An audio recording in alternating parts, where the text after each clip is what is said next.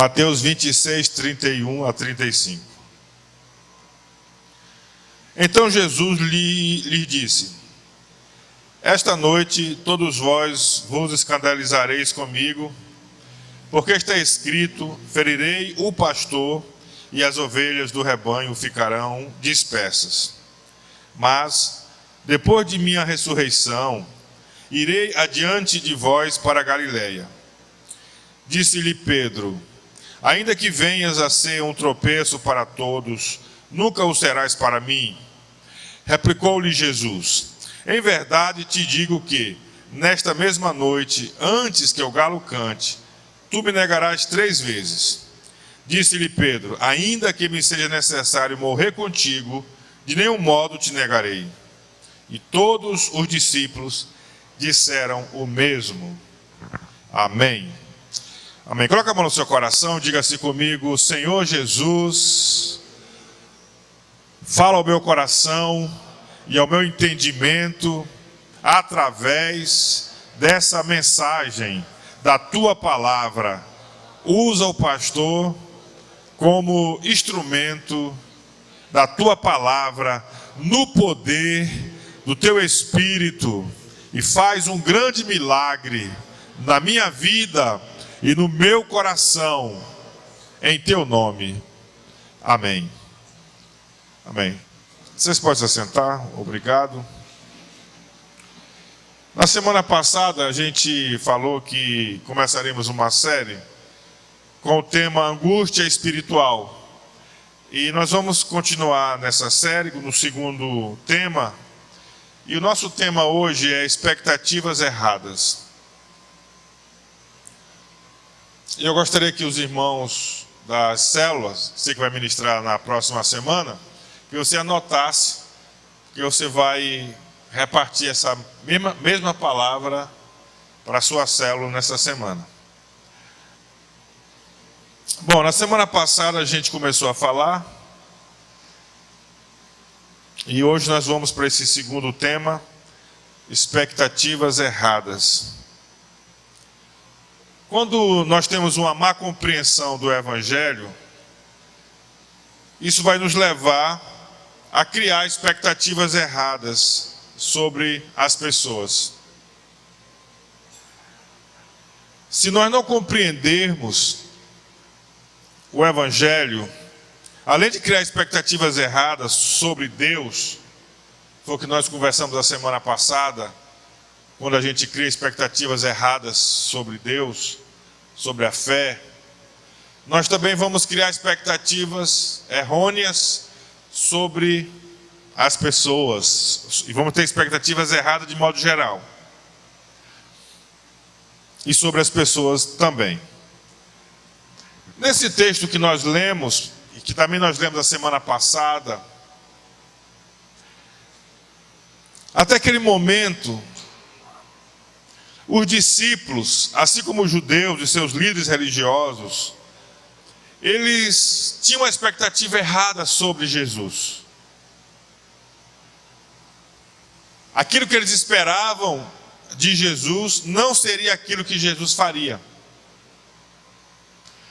Eles esperavam Jesus como o Messias dos judeus.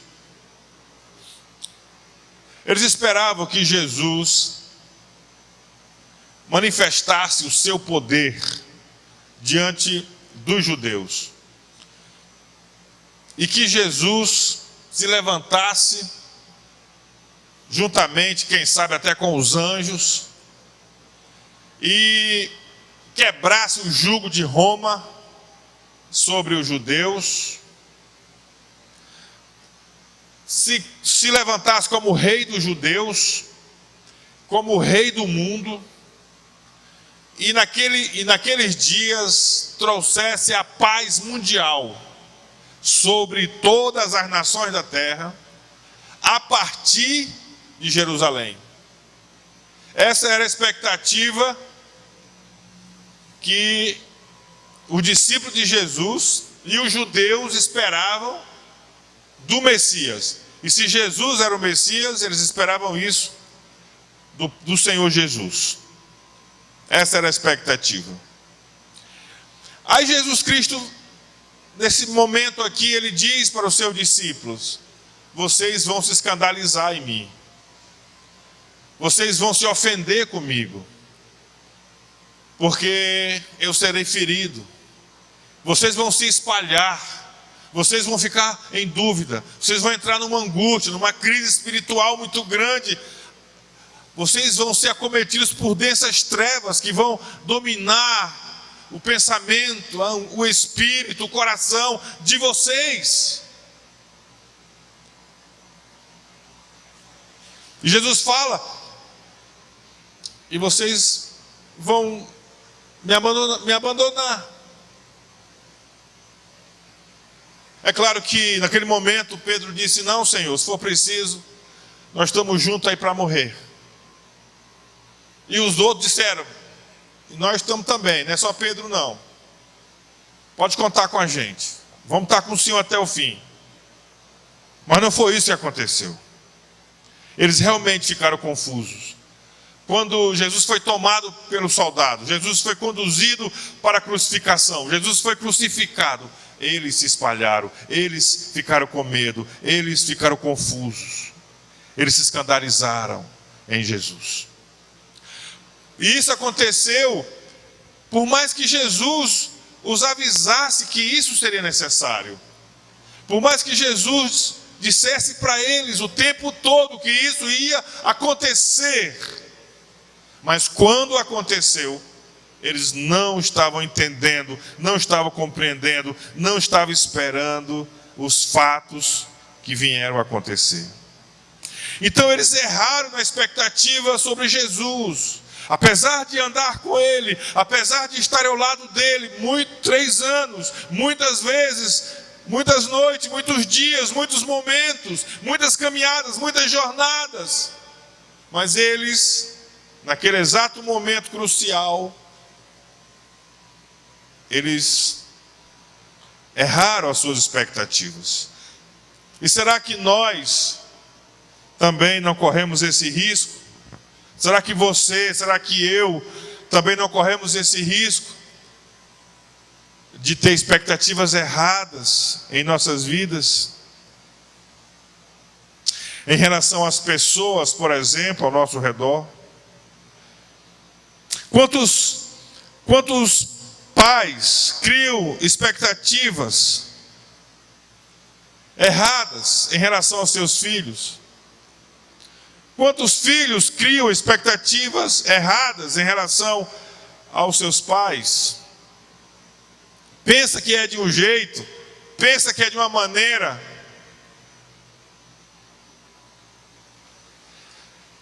Quantos criam expectativas erradas em relação ao seu emprego, ao seu trabalho? E normalmente isso na frente traz ofensa, traz mágoa, traz ressentimento, traz tristeza. Quantas pessoas, quantos jovens criam expectativas erradas em relação ao seu namoro? Porque um encara de um jeito e o outro encara de outro jeito. E chega um momento que se choca e se traz lágrimas e tristezas e decepções. Quantas pessoas não entram com expectativas erradas em seus casamentos, achando que é de um jeito e as coisas chegam a um certo momento que não se cumprem, não se realizam. Mas eu quero dar uma ênfase especial para as expectativas erradas que às vezes na igreja se cria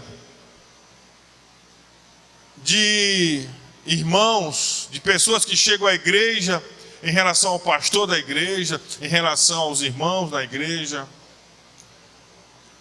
E expectativas erradas que às vezes um pastor cria em relação a esse ou aquele irmão. Cria uma expectativa errada. Quantas vezes nós idealizamos uma igreja como um lugar de perfeição, em que achamos que nunca haverá algo de errado, que todo mundo na igreja é santo, é perfeito, Que todo mundo na igreja é honesto, é confiável, é íntegro, é compassivo. Mas qual é a nossa surpresa, ou a surpresa às vezes de algumas pessoas ao perceber que não é exatamente assim que a igreja é. E que a igreja, ela é cheia de imperfeições, que existe na igreja pessoas desonestas, pessoas que enganam, pessoas que mentem e até pessoas que roubam. E às vezes, porque alguém cria expectativa errada em relação à igreja, quando isso acontece, se escandalizam, se ofendem. E muitas vezes estão deixando de crer que Deus está na igreja, que o Espírito Santo está trabalhando na igreja, que Deus tem um propósito na igreja. Apesar de que às vezes a igreja está ferida, de que às vezes aparece a humanidade do povo que pertence à igreja de Jesus, apesar disso tudo. E quando percebem a humanidade das pessoas na igreja, o que alguns estão fazendo? Estão fazendo como aquele discípulo de Jesus. Estão se escandalizando, estão se espalhando, se distanciando da igreja, dos líderes, dos seus pastores. Estão se colocando ao largo, distante. Querido, nós sabemos que nós vivemos um tempo em que existe um número muito grande que se diz evangélicos, mas de pessoas que não congregam regularmente com nenhum grupo de irmãos. E eu nem digo congregar atrás de uma placa, eu estou dizendo de um grupo de irmãos, de modo geral. Queridos, eu tenho assim uma desconfiança. E isso eu tenho assim conversado com alguns pastores, que esse tempo de pandemia se tornou um argumento para alguns para deixarem a comunhão da igreja. Algumas pessoas deixaram de se reunir com a igreja e devido à pandemia abandonaram a igreja. Transpareceu o amor esfriado, transpareceu o tropeço na fé, a desistência da fé, e aproveitou então o embalo e foi consumando esses planos ocultos do coração. E eu digo isso, queridos, porque durante esse tempo nós podemos constatar que nenhuma pessoa deixou de ir no mercado, nenhuma pessoa deixou de voltar a trabalhar, mas algumas pessoas deixaram de congregar. Eu faço um alerta para todos nós nessa noite. Eu faço um alerta para os casados. Você que é casado, escute bem. É muito perigoso quando o cristão ele se afasta da comunhão da igreja e da comunhão com Deus. Nos afastamos da comunhão com Deus, da comunhão com a igreja, e nós achamos que a nossa vida vai continuar do mesmo jeito. Achamos que não tem nada de errado deixarmos de estar na comunhão intensa com Deus e com a igreja. Mas sabe o que acontece, irmãos? Você vai criando abismo na sua vida. E você vai entrando numa cegueira que você não percebe. E o alerta que eu faço é o seguinte: quando nos afastamos de Deus e da igreja, nós abrimos um abismo para o adultério, para o vício e até para o divórcio. Porque nós vamos perdendo o temor do Senhor. Nós vamos perdendo o temor de Deus em nosso coração. E vamos nos permitindo a programas, a envolvimentos, e vamos nos afastando do temor do Senhor e abrimos brecha para os pecados em nossa vida. E às vezes de forma imperceptível, ficamos cegos e não percebemos a realidade espiritual ao nosso redor. E eu faço um alerta aos pais. Muitos pais pensam que eles se afastam da igreja, da comunhão da igreja, os filhos vão continuar do mesmo jeito que estão hoje, quando estão congregando, mas não vai ficar, queridos. Os filhos, quando não estão caminhando no temor do Senhor, estão mais susceptíveis aos vícios, às drogas, à prostituição, aos enganos, aos erros desse mundo.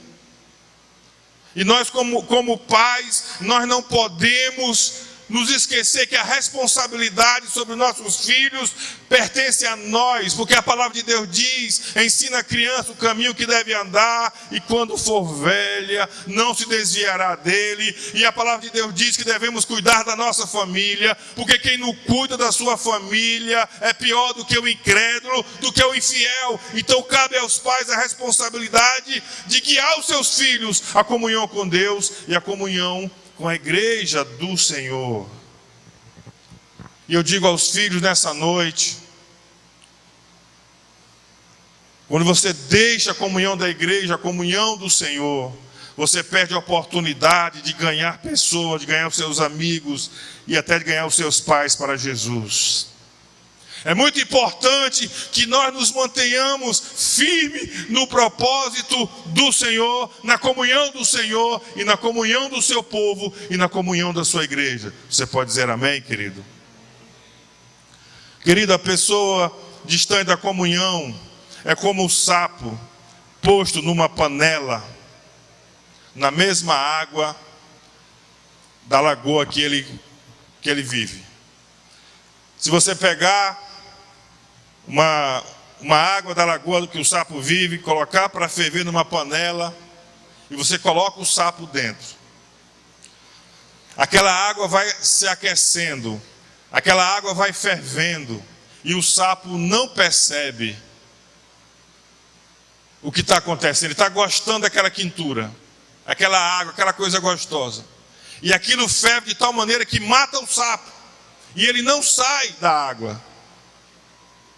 Então muitas coisas no reino espiritual acontecem assim com o cristão. As coisas vão acontecendo, ele vai se afastando da comunhão, da presença do Senhor, da comunhão com Jesus, e aí entra uma cegueira espiritual, ele não percebe o que está acontecendo, e daqui a pouco está a morte, está a destruição espiritual, está o fracasso, está o engano dominando a sua vida e a vida da sua família. Irmãos, eu observo, eu tenho muitos anos de cristão e muitos anos de pastor. Olha aqui para mim, eu nunca vi, eu não me lembro de que as pessoas que se afastaram da comunhão da igreja, que suas vidas melhoraram. Não melhoraram. Piorou o casamento, piorou o relacionamento com Deus, piorou a convivência com a sua família. Alguns entraram nos vícios, como ainda há pouco alertei, vício da bebida alcoólica. Quando a gente se afasta da comunhão da igreja, queridos, a nossa vida não melhora. Parece que nós entramos numa pseudo-liberdade. Não tem problema não, eu não estar na comunhão da igreja. Mas, queridos, sabe qual é o nosso descanso? O nosso verdadeiro descanso não é uma chácara, não é um passeio no Rio de Janeiro. Essas coisas são boas, se pudermos fazer, nada mal. Mas o verdadeiro descanso, queridos, é em Jesus. O verdadeiro descanso é na comunhão com o Senhor, é na presença do Senhor.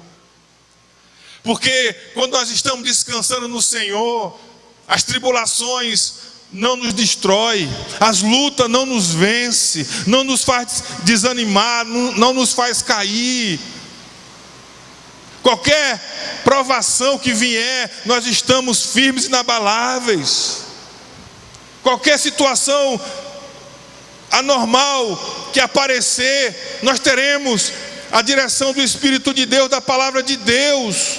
O verdadeiro descanso, queridos, não é o descanso físico, não é o descanso natural. O verdadeiro descanso é a gente se aprofundar em Jesus, é encontrarmos a nossa confiança em Jesus, é adorarmos a Jesus, é fazermos de Jesus o nosso Deus, é nós invocarmos o nome do Senhor, confiarmos nele, quanto mais conhecermos dele, mais descansaremos nele, mais teremos paz, mais teremos tranquilidade, mais viveremos uma vida plena, não é em outras coisas, por mais que seja importante também, mas nunca podemos colocar em nossa vida algo no lugar da pessoa de Jesus, porque isso é idolatria.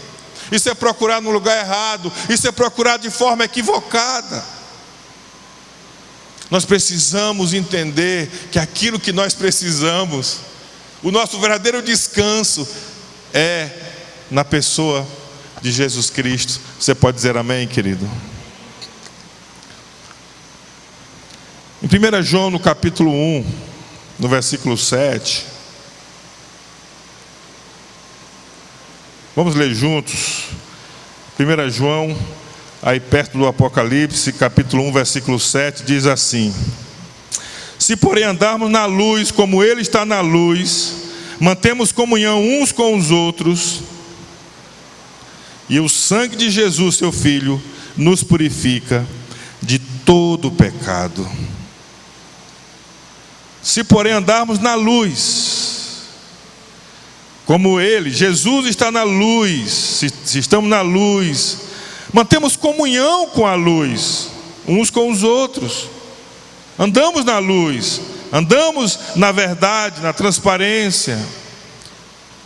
E quando nós fazemos isso, e percebemos os nossos pecados, os nossos erros, a nossa imaturidade, os nossos defeitos uns para com os outros, o sangue de Jesus, seu Filho, Filho de Deus, nos purifica de todo o pecado. Você pode dizer glória a Deus? Então o segredo é andar na luz, na comunhão. O segredo, porque quanto mais andarmos na luz, mais na luz estaremos. E seremos perdoados e purificados de todo o pecado. Queridos, os discípulos fizeram uma expectativa errada acerca de Jesus. Mas Jesus nunca se enganou. Ou Jesus nunca se escandalizou em relação aos seus discípulos. Naquela noite que ele foi traído, ele sabia que Pedro ia negar. Naquela noite que ele foi abandonado por todos, Jesus sabia. E ele disse, como nós lemos o texto bíblico, ele disse a eles: vocês vão ver o pastor ferido, e vocês vão correr, vocês vão ficar confundidos, vocês vão ficar perturbados. Jesus, ele não se enganou acerca dos seus discípulos. Jesus até sabia que entre os 12 mais próximos havia um que seria o traidor, que o venderia por 30 moedas de prata e que o trairia com um beijo. E quando Judas chegou até Jesus e o traiu com um beijo, Jesus disse para Judas: a que vieste, amigo? Jesus sabia. A Bíblia diz que Jesus sabia o que se passava na mente humana quando as pessoas o procuravam para que pudesse participar da multiplicação de pães e comer. Jesus sabia porque as pessoas, as multidões, muitas vezes estavam atrás dele, não para aprender a sua palavra, mas para comer, para ter um alimento, algo para beber. Jesus sabia, conhecia as intenções do coração das pessoas. Jesus sabia, porque os líderes religiosos não poderiam crer nele, porque aqueles líderes buscavam a honra uns dos outros e não a honra de Deus. Jesus sabia de tudo. Jesus, ele não foi pego de surpresa. Na verdade, irmãos, desde o dia que Jesus chamou seus discípulos para segui-lo, desde o primeiro momento que isso aconteceu, até o dia da sua crucificação, ele sabia tudo a respeito de cada um deles. Ele sabia o que passava no coração e na mente deles. Ele sabia do abandono que ele passaria, da traição que ele passaria. Mas uma coisa interessante, irmãos, é o versículo 32 na parte A do capítulo 26 de Mateus. Jesus diz assim: olha, ferireis o pastor e as ovelhas ficarão dispersas. Aí no 32 ele diz: mas depois da minha ressurreição, irei adiante de vós para a Galileia. Jesus está dizendo para os seus discípulos: vocês vão fazer isso comigo. Vocês vão ser dispersos, vocês vão me negar, vocês vão me deixar, vocês vão me abandonar. Porque eu sei quem são vocês. Eu sei do que vocês são capazes de fazer. Mas apesar de Jesus conhecer cada um dos seus discípulos, de saber cada fraqueza, de saber cada temor do coração de cada um deles, de saber que o mundo deles ia desmoronar quando eles vissem o seu Cristo, o seu Senhor, o seu amigo na cruz. Mas em nenhum momento Jesus mudou o seu plano para com a vida de cada um deles. E ele diz: olha, depois que eu ressuscitar, depois que passar esse tempo de trevas, esse tempo de confusão, eu quero que vocês todos vão até a Galileia, e eu vou encontrar com vocês lá, sabendo quem vocês são. Mas os meus planos não vão mudar a respeito daquilo que eu tenho para fazer na vida de vocês. Sabendo quem vocês são, mas o meu projeto para a vida de vocês não vai mudar. Depois que passar esse momento, essa tribulação, vamos nos encontrar em Jerusalém. E ali eu continuo o meu propósito na vida de vocês. E ali eu continuo os meus planos, os meus projetos na vida de vocês. Mesmo que agora vocês estão fracassando, mesmo que agora vocês estão sendo derrotados, mas o meu plano continua. Eu vou curar vocês, eu vou sarar vocês, eu vou levantar vocês. E o plano que eu tenho na vida de vocês vai continuar, vai seguir em frente. Você pode dizer glória a Deus? Queridos, esse é o plano de Deus, o plano de Jesus para a minha vida e para a sua vida. Quantas vezes nós pensamos que porque nós pecamos não tem mais esperança para nós. Quantas vezes nós pensamos porque nós falhamos em um determinado momento, não fomos fiéis em determinada hora, não cumprimos determinada coisa que deveríamos ter cumprido, falhamos, erramos, aí a gente pensa que chegou ao fim. Ah não, Deus não vai mais me ouvir. Ah não, Deus não vai mais ouvir a minha oração. Ah, agora eu estou perdido, agora não tem mais jeito para mim. Eu não posso mais servir o Senhor, eu não posso mais ser o instrumento de Deus, querido. Quando Deus chamou você, quando Jesus chamou você, da mesma forma que Ele chamou os seus discípulos, Ele sabia da sua vida, Ele sabia das suas fraquezas, Ele sabia das suas dúvidas, dos seus temores, mas mesmo assim, Ele te chamou, e o plano dEle não muda na sua vida, porque houve um tropeço, porque houve um fracasso, porque houve uma dificuldade, porque houve uma traição, porque houve uma negação, porque você tropeçou. O plano do Senhor continua o mesmo para a sua vida, e Deus quer fazer algo de grande e especial na sua vida e através da sua vida. E o pecado e o diabo e nada desse mundo é capaz de roubar o propósito que Ele tem para a sua vida. Você pode dizer amém, querido? Nós sabemos, irmãos, que um dos que mais falharam chamou-se Pedro, porque era o cara, era o cidadão que se achava o mais preparado. E ele era o que mais falava. E ele disse: Senhor, se todos eles te negarem, eu não. Eu me garanto. Eu sei que eu posso. Eu sou fiel a Ti, Senhor. Querido, quando o galo cantou, ele já tinha negado 3 vezes. E quando ele negou pela 3ª vez, ele conseguiu olhar para a cruz, e Jesus lá na cruz olhou para ele, e o olhar de Jesus cruzou com o olhar de Pedro. E ele saiu daquele ambiente desesperado, foi para um lugar solitário, e ali ele chorou amargamente. Ele chorou o seu fracasso, ele chorou a sua derrota, ele chorou porque ele não era quem ele pensava que ele era. Ele chorou porque ele traiu o seu Senhor, porque ele pecou, porque ele falhou. Ele entrou em angústia profunda. E ele achou que era o fim para ele.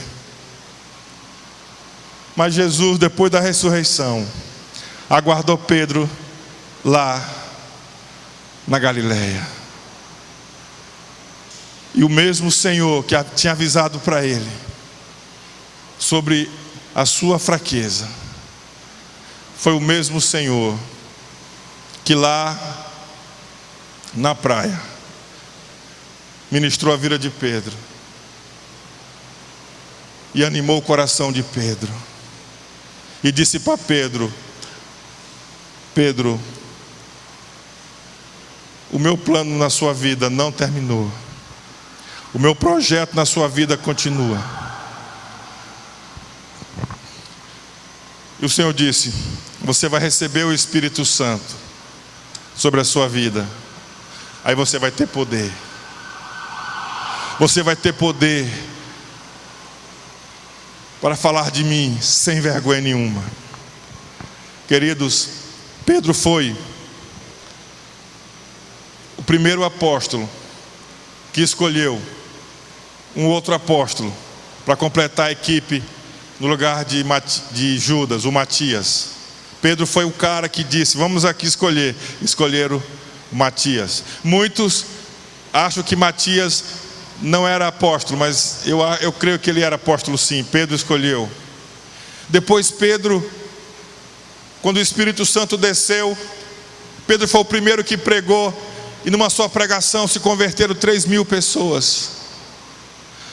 Então Pedro abriu a porta do Evangelho para os judeus, e depois Deus usou Pedro para que ele abrisse a porta do Evangelho para os não-judeus, através de Cornélio. Deus usou Pedro em muitas coisas inéditas, em muitas coisas especiais, em muitas coisas tremendas.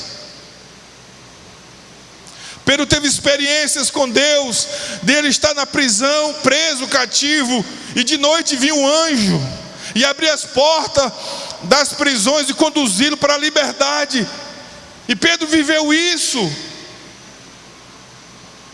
Os planos de Deus, os planos de Jesus não se acabaram porque Pedro falhou. Os planos de Jesus para Pedro não se findaram porque Pedro fracassou em um momento. Os planos de Deus para a sua vida não terminaram porque você fracassou um momento, porque você falhou um momento, porque você pecou em algum instante. Os planos do Senhor continuam de pé, continuam atuais, porque Ele já sabia quem era você, e Ele te chamou com esse projeto, e Ele não mudou de ideia. Você pode dizer glória a Deus? Você pode dizer aleluia? Glória a Deus. Queridos,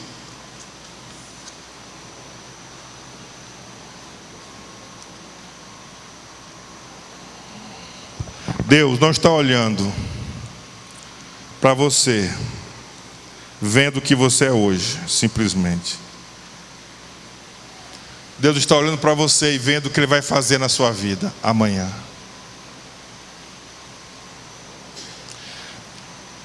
Irmãos, quando Gideão se sentia medroso para a tarefa que Deus havia chamado ele era medroso mesmo, ele estava com medo. O Senhor disse: Gideão, um homem corajoso, você vai libertar o povo. E assim foi. Quando Deus chamou Jeremias para ser um profeta, Jeremias disse: Senhor, eu sou apenas uma criança, eu não sei falar, sou uma criança, não estou preparado. Deus disse: você é meu profeta, e você vai ser profeta das nações, você vai profetizar as nações. E assim foi.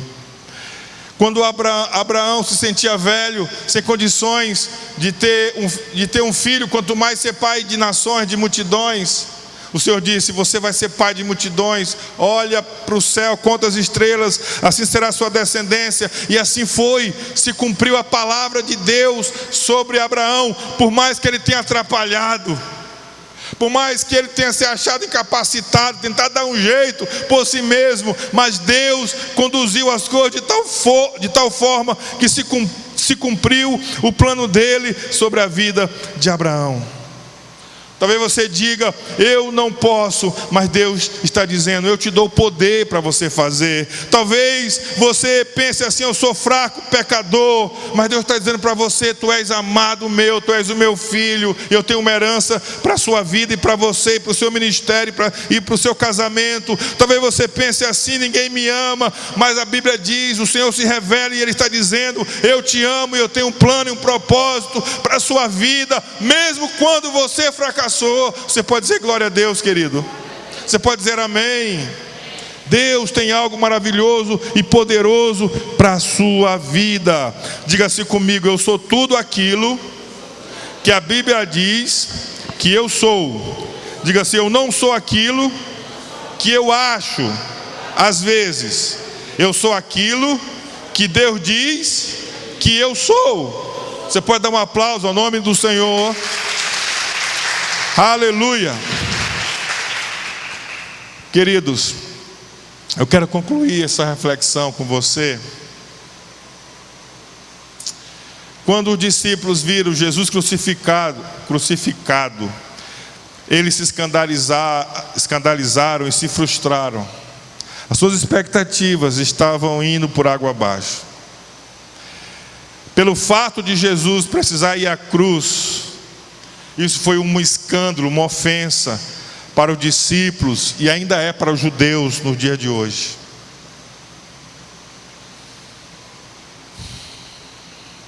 Mas só que hoje, o fato de Jesus ter sido crucificado para os seus discípulos não é mais escândalo.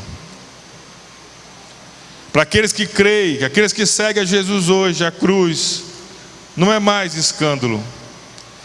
São Paulo, ele escreve em 1 Coríntios, capítulo 1, no versículo 22, ele diz assim, porque tanto os judeus pedem sinais, como os gregos buscam sabedoria.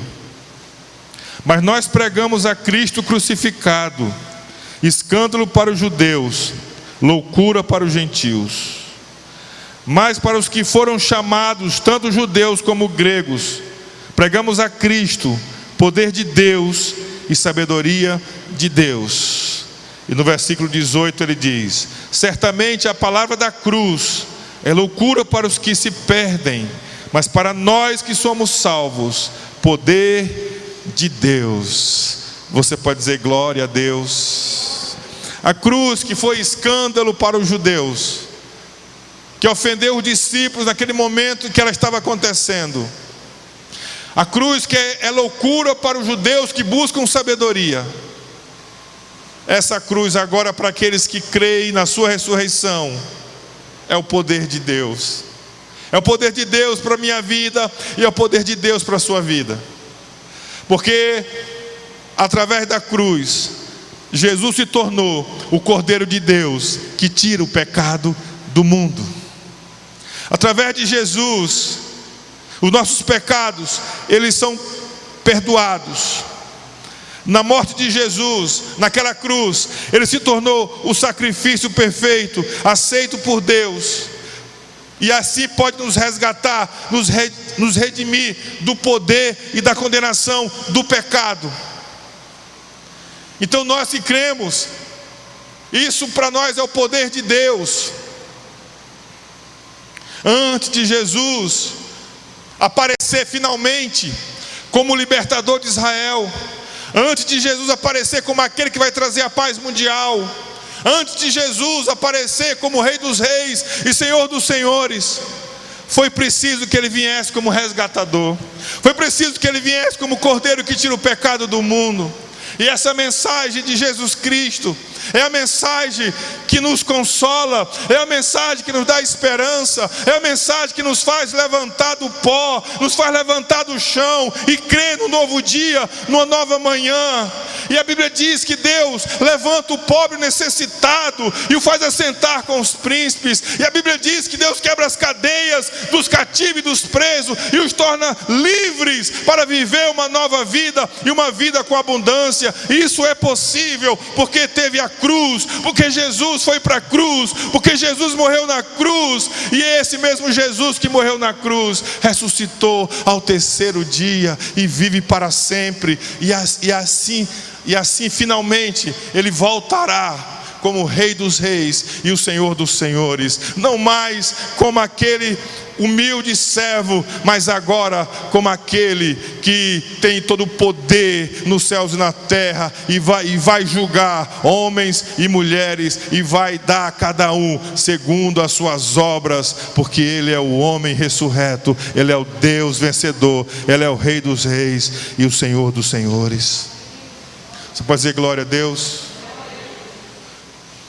Você pode experimentar na sua vida o poder da cruz, de ter os seus pecados perdoados e de receber uma nova chance de voltar ao jardim de Deus, que um dia o homem perdeu por causa do seu pecado. E o Senhor nos dá da sua paz, da vida abundante, da sua alegria e da sua salvação. Hoje você pode experimentar o poder da cruz em sua vida. Hoje você pode entender que a cruz foi necessária para que você fosse perdoado e liberto dos seus pecados, e assim começar uma nova vida com Jesus.